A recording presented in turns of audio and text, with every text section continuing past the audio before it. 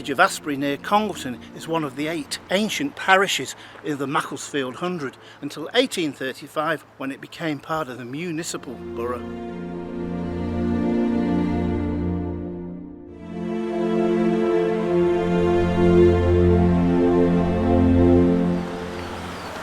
Today, History Walks has come here to St Mary's Church in Asbury to take a look at the ancient tombstones and the medieval carvings.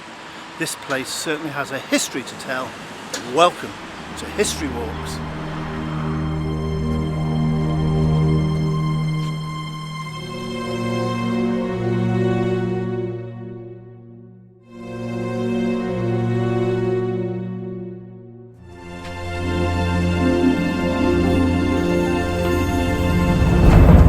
The origins of St Mary's is quite unclear, but in the Domesday Book of 1086 it was mentioned that a priest was resident here in Asbury. However, there was no mention of a church.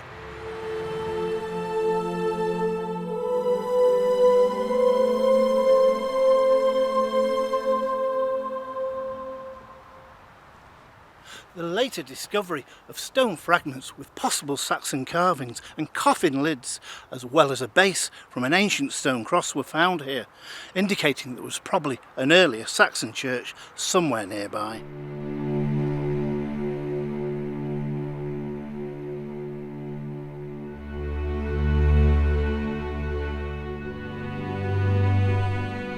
The earliest part of the church that remains today is this arched doorway that dates from around about the 12th century. However, it's believed that in the 13th century that the east wall was rebuilt in stone.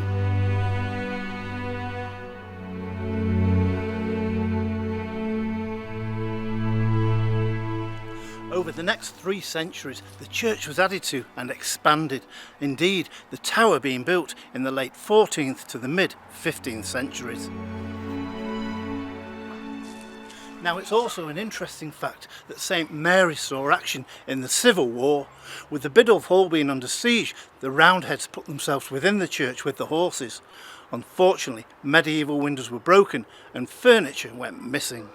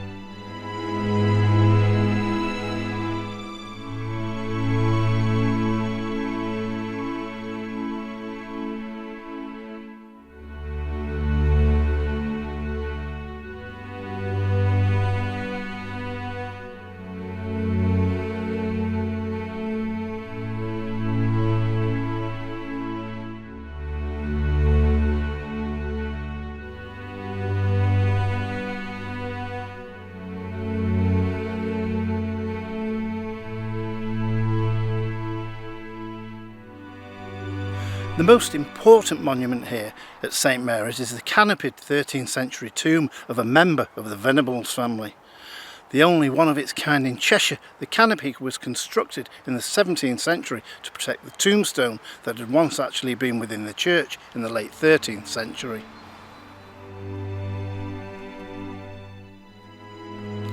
Carved from yellow ashlar sandstone, it included a moulded plinth with a band of quarterfoil tracery.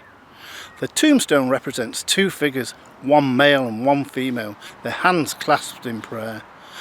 Whilst there's a 16th century inscription claiming the tomb to be that of the Breretons, it's believed that this tomb is more likely belonging to a member of the Venables family.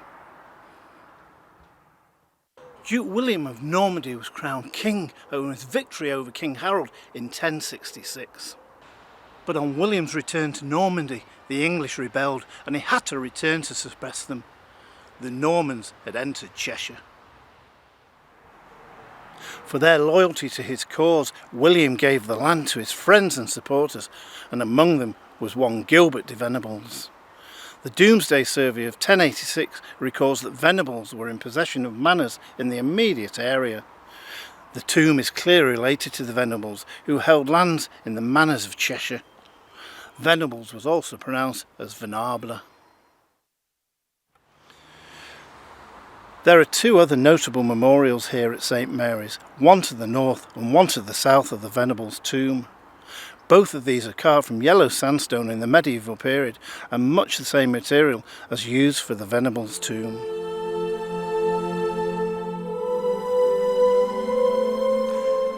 Now here, just to the north of the Venables tomb, lays the tombstone of what appears to be a cleric with his hands clasped in prayer, again from the medieval period.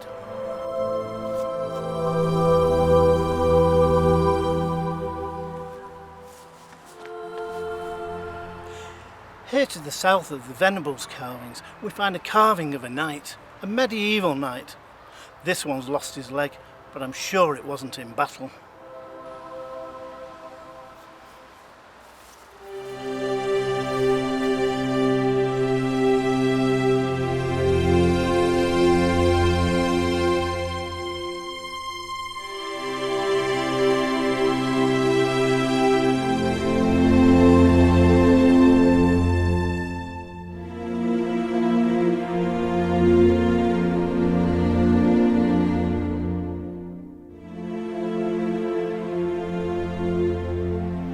I don't know about you, but I feel that our visit here today to Asbury, and in particular the archaic church of St Mary's, has been a real journey way back to the medieval period. It's one thing to be able to read about places such as this, but to be able to come and see it for yourself and witness the stunning artefacts that have been here since at least the 12th century is something else.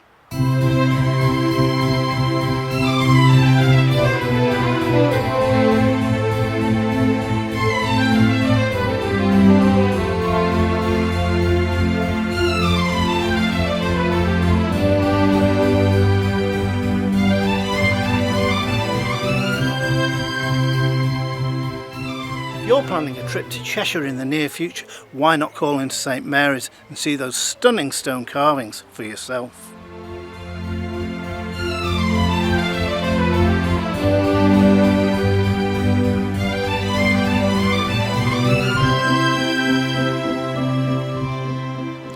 If you've enjoyed our visit here today to Asbury, then why not join us again soon for yet another history walk into the past.